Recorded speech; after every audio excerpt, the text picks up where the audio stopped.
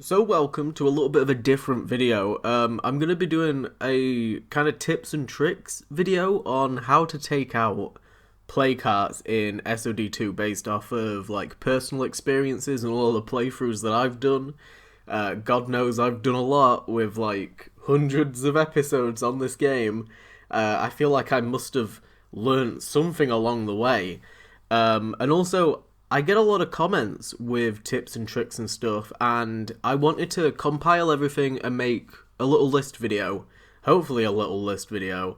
And I'm planning on doing others based on maps, different locations and loot and enclaves and outposts and things like that. But I wanted to focus the first video on play carts because they are literally the heart of the game. So I'm going to go through a list of what I think is the most important tips and tricks and strategies and things like that when it comes to play carts. This will be like very useful for people that are brand new to the game, only just picking it up. But also people that know how to play the game but don't really know the finer details of it. I'm sure that there are plenty of people that are going to watch this and know everything that I'm about to list, but there might be people out there that pick up at least something new. So, to kick it off, this is more centered around actually visiting a play cart. And it's a trick that I got told quite a while ago now, and I've just kind of like integrated it into my head, and it's now an automatic response. And that is to park my car up against like a vertical surface with the hood facing the surface. So that means that zombies cannot jump on it, and this works for just anything in general. I use it a lot, but specifically for play carts, it's very useful, especially when they start to spawn in freaks and stuff, and things that can damage the hood of your car more. Just parking right up against a surface. If you can get your car up against two surfaces, even better. Sometimes if I'm being chased by ferals and I know that feral's going to attack my car, I'll deliberately jump in the back seat so that the feral will attack a door that I don't need, or another part of the car that I don't need, as opposed to the hood or the driver's seat. So definitely protect your vehicles. You might need them a significant amount, and vehicles also come into play because there was a strategy that I utilized for lethal mode. It's a bit of a scuffy, like a bit of a scummy strategy, but it is to basically gather up all of the zombies that spawn during the period of you taking out the play cart, train them all up into one big area, get in your car, and reverse over them. Your car takes way less damage, if like no damage at all. I believe it doesn't do any damage at all when you reverse through zombies. I don't recall my car ever taking damage from reversing through a zombie. Sometimes you can catch them on the side, and it'll do like a little bit of damage. But generally speaking, you can ram through like a whole horde of like 20 zombies and completely obliterate them, wipe out ferals, screamers, obviously not bloaters, avoid bloaters and jugs. But yeah, reversing through trains of zombies around the play cart, like if you can lure them away from that building that the play cart is in, and then get over to a car, reverse through them, get rid of them, pick up all the plague bits.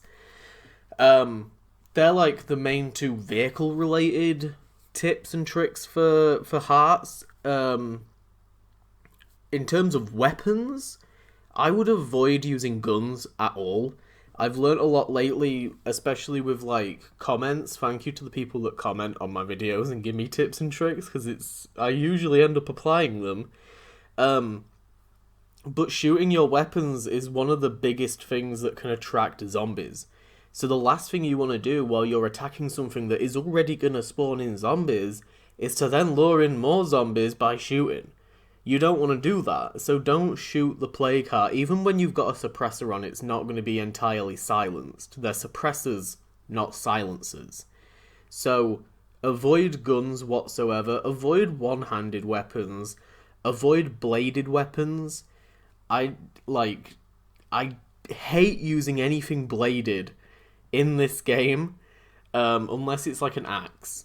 Axes are pretty cool for taking out regular zombies, especially if you've got like the animation ability, like the animation skill that completely just hack and slashes through whatever zombies you need. But especially when it gets to play carts, you want to be using blunt, double-handed, heavy weapons.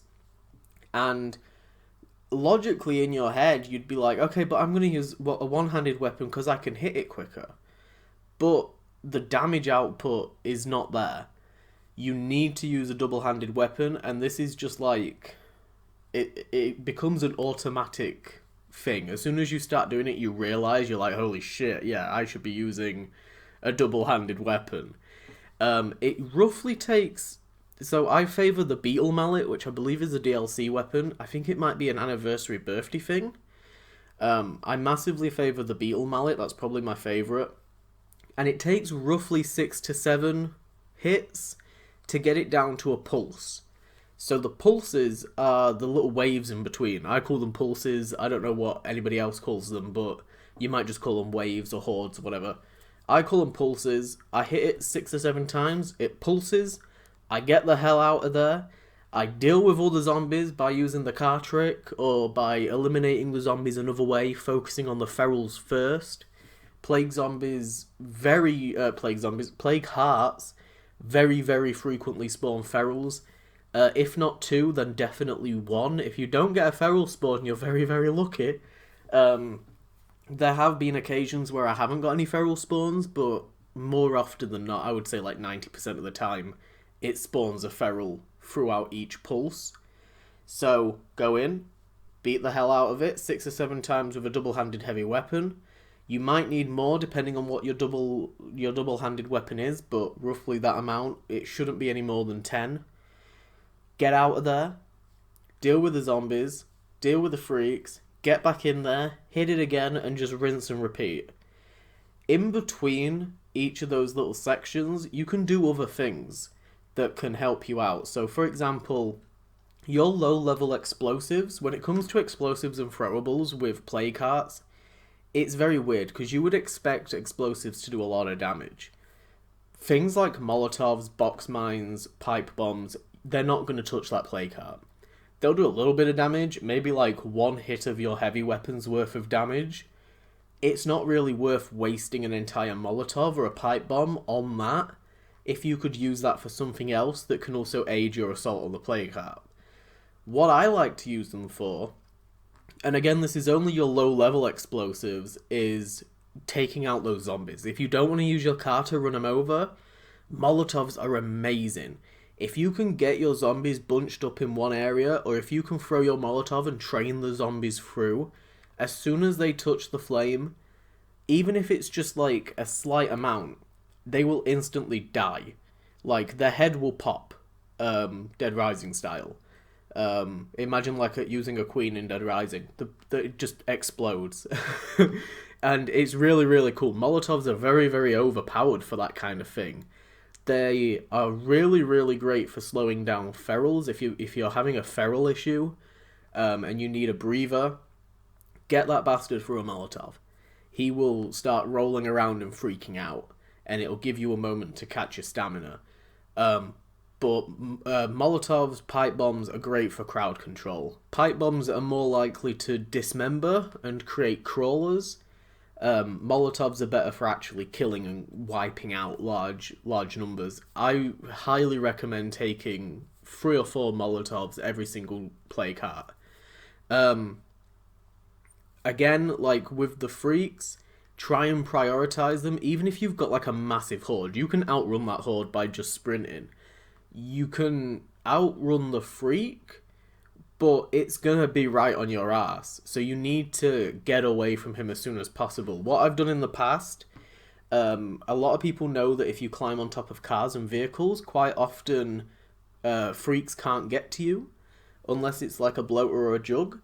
Ferals cannot get you on top of cars, and neither will regular zombies. So if you're in like a suburban kind of area, for example, one of the small little town areas on Drucker County or Providence Ridge, they have a lot of vehicles just dossing around in the streets.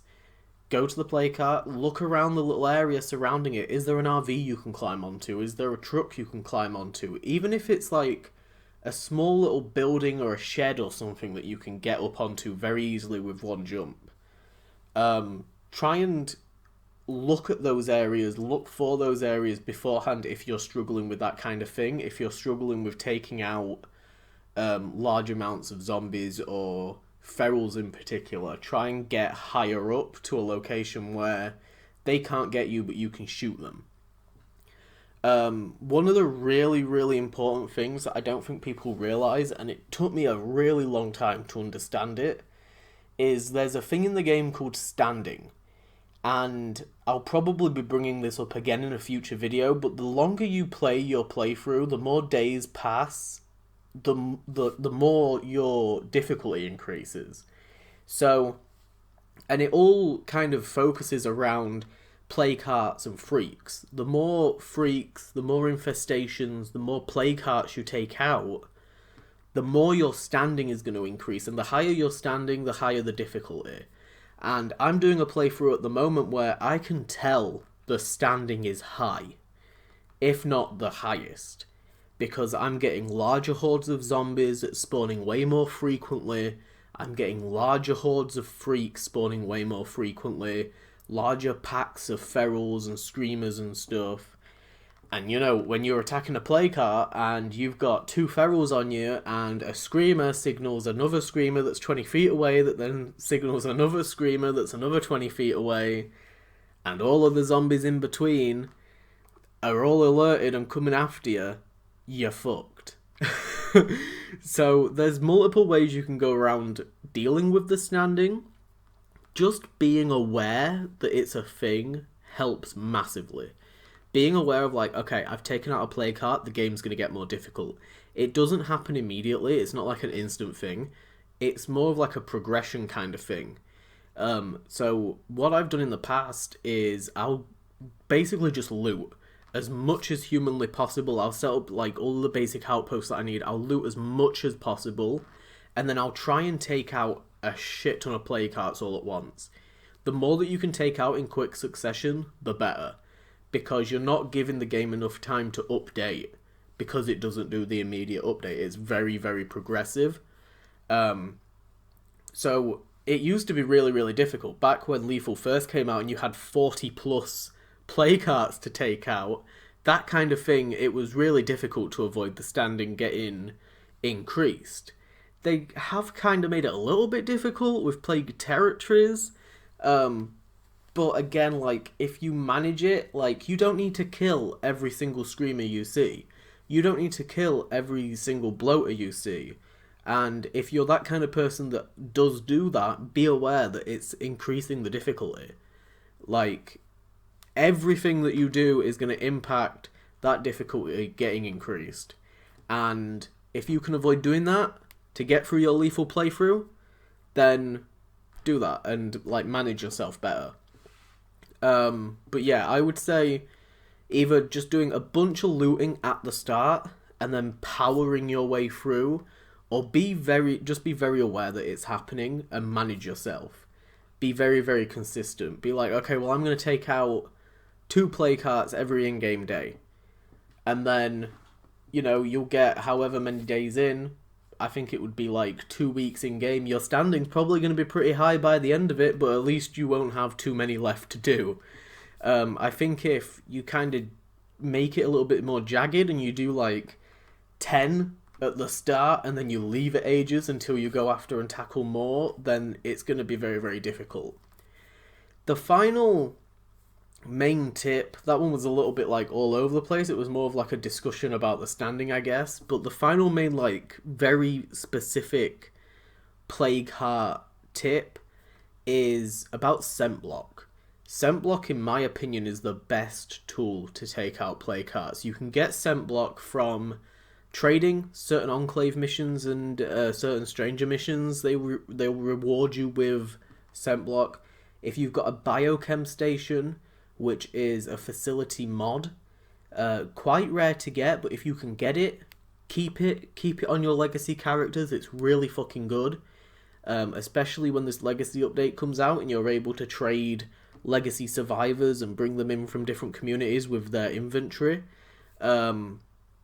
So you're going to be able to craft the scent block. The scent block basically acts as like guts on yourself, kind of like in The Walking Dead, cover themselves in guts and be able to walk past zombies. You're not going to trigger zombies unless you blatantly attack them or do something to grab their attention. You're able to just walk through them. Like, you can pretty much do whatever you want with that scent block on. I've had situations before where I'll go after a play cart, I'll take it down to the first pulse, and then I'll just sit in the room and I'll watch all the zombies come in. They'll not really know what to do because I'm not there. They'll wander back out, and then I go back over, I take it down another pulse. They'll do the same. They'll walk into the room. They'll be literally inches away from me, and they won't be hostile. But if I do something to trigger them, that's it. They're all going to swarm me. So you do have to kind of learn how to use it and learn what triggers them and what doesn't trigger them. But if you can use scent block effectively and keep that biochem station, it is the best thing to use. And even when you do trigger them, I think scent block makes it easier to then lose the zombies that are actively chasing you. I feel like I've definitely had a lot of situations where a chase has started and ended very, very quickly. But yeah, that's pretty much all of my tips and tricks, I guess. In terms of finding the play carts on your map, I would say just visit every single building as quickly as you can so that you can get an idea roughly of where everything is. You want to make sure that, you know where, what play carts are covering outposts that you want, which ones aren't, which ones are out in the middle of nowhere, which are near outposts that you've already got established, which ones are near your base. There's no defined strategy as to which ones to take out first. It's just personal preference. If you like to kind of go after the ones that are closest to you and slowly work your way out, or do the reverse and go to the ones that are furthest away, you kind of just, you figure out your own play style and your own strategy the more that you play. But in terms of actually taking them out, in my opinion, these are like all the tips that I use and all the tips that have gotten me to where I am in terms of beating lethal difficulty on all of the maps so far. So I hope you enjoyed it. Hopefully you gained something from it. If you didn't, then comment down below tips and tricks that you have to also help other people. I've done like a tips and tricks video before a while back, and I kind of used it as like a little bit of a hub.